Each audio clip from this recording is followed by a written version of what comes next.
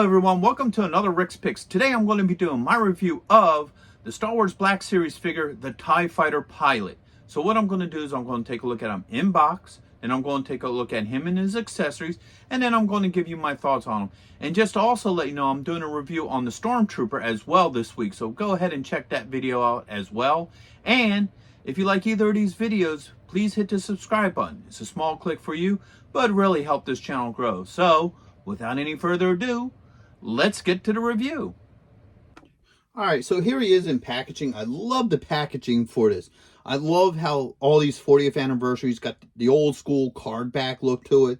He has the Empire Strikes Back because I think that's when this figure was actually first introduced, was for Empire Strikes Back run of figures. I love how they have the Millennium Falcon and the TIE Fighter going after them. They even give you the Kenner logo, which is nice. You got your age restriction, your choking hazards, 40th anniversary of Empire Strikes Back. Spin them around this way. All right. You got everybody that's part of this line, and it's all set up like the old school card backs, which is really nice. And then you have all your legal underneath of it.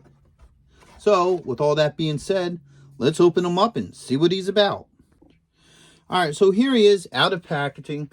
First thing is that the pilots were always one of my favorite Stormtroopers. I always loved that black look with the hoses coming out the front and what have you. So I really always been one of my favorite Stormtroopers were the pilots. Now, an interesting thing about this figure is he, in his peg holes for his feet, are really, really big. And that's unusual. Usually my problem with a lot of the Hasbro figures is that the peg holes are too small and it's hard to get them on the stands, where he is actually the opposite. His peg holes are like a lot wider, so he just goes on like really easy. No issues getting him onto the plate. So let's give him the rotation. I love all the detail to him. I love how the clothes have kind of a sheen to it, where his armor has like a gloss. So let's give him a rotation. All right, I love how they have the Imperial logo on his shoulders. Whoops. Get him back on there. All right. I even love, and here, let me pull them off here so you could see it. I love how they put all these little computer digits and what have you on his sleeve as well. I think that's a really nice attention to detail on this figure. All right.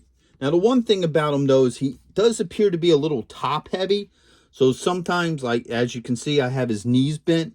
So sometimes he might want to rock forward or rock back. But other than that, he's a really nice looking figure. Let's go through his points of articulation. So his head does spin. All right, he has a shoulder joint, an elbow joint, and a wrist joint. Okay, put his arms up. He does have a torso joint. All right. He has a thigh joint, a knee joint, and he also has an ankle joint. All right.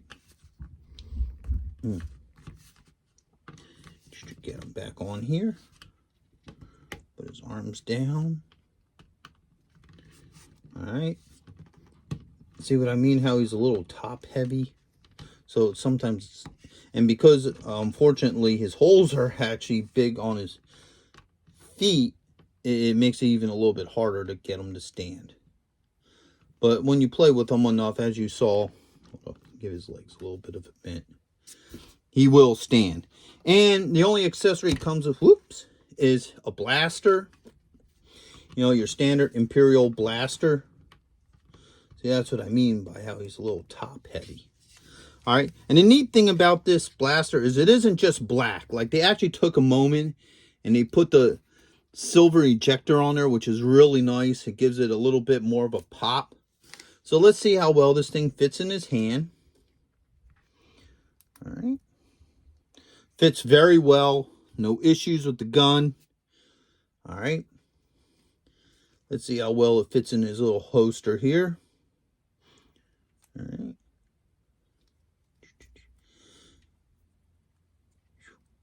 All right. Fits in really well. Now, the nice thing, too, is this holster is a really soft plastic. So that way the gun just fits in there really nice. It forms fits to it and what have you. So overall, I really like how that holster looks. So overall, I really like this figure. I think he's a really cool figure. He would definitely look great with all your other black figures. The only issue I have with him is that he is a little hard to get to stand. You might have to bend the knees or something, or if you have like a stand with a thicker peg or a waist stand, you know, he might sit a little bit better there. But over that, I think he's a great figure. I love him. And with that being said, I hope you guys did like this review. If you did, go ahead and hit that thumbs up. And if you haven't subscribed yet, please subscribe. It's a small click for you, but it really helped the channel grow. So until the next one, late. Hey, are you going to be in the Philadelphia area between September 9th and 10th? If so, check out RetroCon. It's affordable. They have lots of great vendors. There's going to be cosplay competitions, celebrities, and much, much more. So go ahead and check out the link in the description. And also, Samuel J. Jones is going to be there, better known as Flash Gordon. So check it out. Greg Evigan will be there, best known for BJ and the Bear, My Two Dads, and Tech Wars. Voice actress Kathy Garver will be there, the one and only Firestar from Spider-Man and His Amazing Friends. RetroCon has been taken over by the Dukes, so we got Tom Walpad, John Snyder, and Kathy Batch, Luke, Bo, and Daisy, alongside with the Jersey General representing the Dukes of Hazzards. Yee-haw!